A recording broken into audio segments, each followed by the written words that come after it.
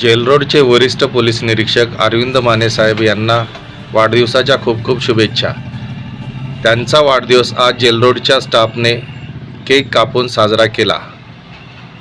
शुभेच्छुक Ashok Chowk Chowki अंमलदार Kapil Kamble.